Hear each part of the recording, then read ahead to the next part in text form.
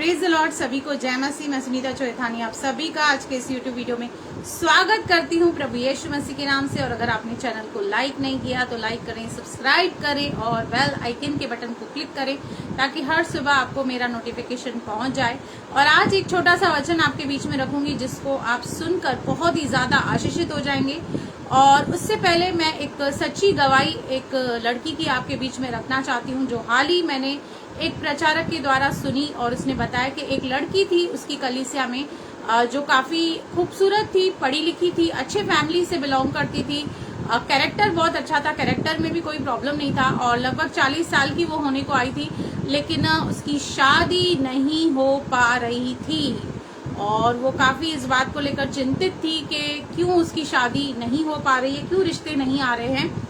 और अचानक से कलीसिया वो गई और वहां पर एक प्रचार हो रहा था मत्ती 5:14 का, जिसमें लिखा है तुम जगत की ज्योति हो। सिर्फ एक ये सेंटेंस को उसने सुना और उसको पकड़ा और उसके ऊपर उसने मेडिटेट किया और उसके ऊपर उसने प्रार्थना की परमेश्वर से कि अगर मैं जगत की ज्योति हूँ, अगर जे मैं शाइन करने के लिए पैदा हुई हूँ, तो मेरे जीवन में ये अंधकार क्यों है और मेरे जीवन में ये अनआंसर्ड प्रेयर क्यों है, क्यों आप मेरी प्रार्थना को नहीं सुन रहे। और निरंतर इस बात के लिए परमेश्वर से प्रार्थना करने लगी और इस वचन को मेडिटेट करने लगी। और कुछ दिन के बाद यूं हुआ कि एक बहुत ही बेहतरीन और अच्छा रिश्ता उसके पास आया और एक लड़के से उसकी शादी हुई जो फॉरेन में काफी अच्छे से सेटल था।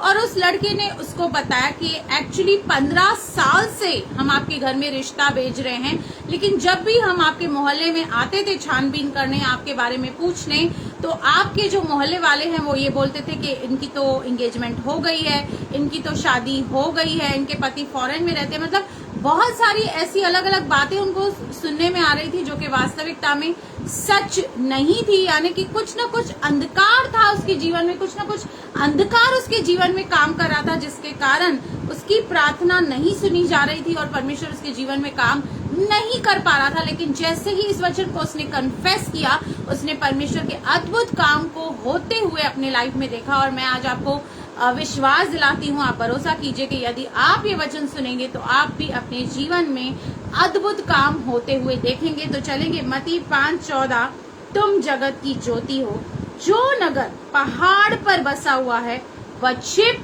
नहीं सकता।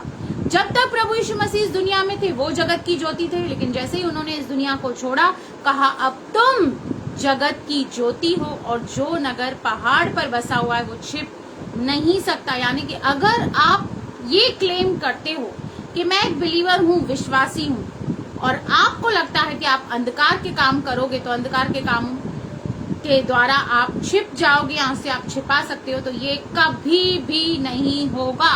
क्योंकि जो नगर पहाड़ पर बसा है वो छिप नहीं सकता।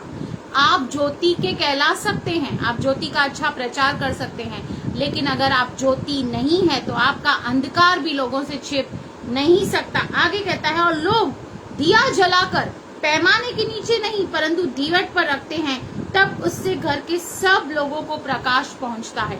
अगर जे सही मायने में आपने प्रभु को जाना है, समझा है, तो न केवल आप शाइन करेंगे खुद, लेकिन जो आपके साथ कनेक्ट हो जाएगा, जो आपके साथ जुड़ जाएगा, वो भी फिर शाइन करने लगेगा।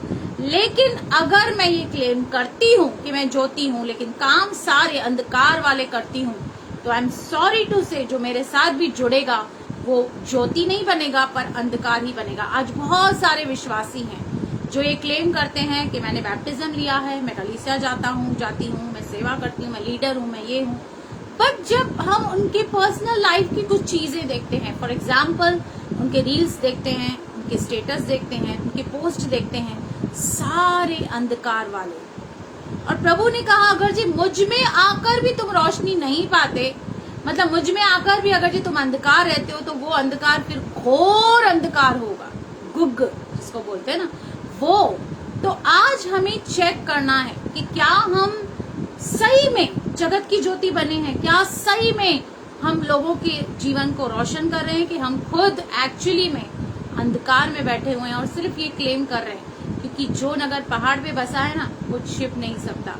बिल्ली को लगता है बिल्ली ने दूध पिया, किसी ने नहीं देखा, पर बिल्ली को सब ने देखा होता है। हम ये बातें छिपा नहीं सकते। अगर आप ये क्लेम करते हो कि मैं यीशु मसीह की फॉलोअर हूँ, बिलीवर हूँ, प्रीचर हूँ, एवेंजलिस्ट हूँ, प्रोफेटस हूँ, सो एंड सो, तो आपके काम ज्योति वाले होने चाहिए। क्योंकि वचन कहता है यदि हम कहें कि हम ज्योति में चलते हैं तो हमारी उसके साथ सहभागिता है, पर अगर हम ज्योति में चलते नहीं, सिर्फ प्रचार करते हैं ज्योति का, तो फिर हम ज्योति बने नहीं हैं। और आज हमें ज्योति बनने की बहुत जरूरत है। पर अगर हम सही मायने में ज्योति बन गए ना, फिर हम एक टाइम बॉम्ब बन जाते हैं। फिर जितने लोग अंधकार से ग्रस्त हमारे पास आते हैं, जब हमें छूते हैं, जब हमें कांटेक्ट करते हैं, तो उनके जीवन से अंधकार मिट जाता है। इसलिए दूसरों को ज्योति देने से पहले ये बहुत जरूरी है कि मैं खुद पहले ज्योति बनूं, हर एक एरिया में, अपनी पर्सनल लाइफ में, अपनी सोशल लाइफ में, उठने बैठने देखने सुनने पहनने के द्वारा मैं ज्योति बनूं। तभी मैं किसी और को ज्योति बना सकती हूँ। क्योंकि उसी प्रकार तुम्हारा उजियाला मनुष्य के सामने चमके कि वे तुम्हारे भले कामों को देखकर तुम्हारे पिता की जो स्वर्ग में है बड़ाई करें। अगर आप में ज्योति है तो वो ज्योति चमकनी है, उसकी चमक को कोई नहीं रोक सकता।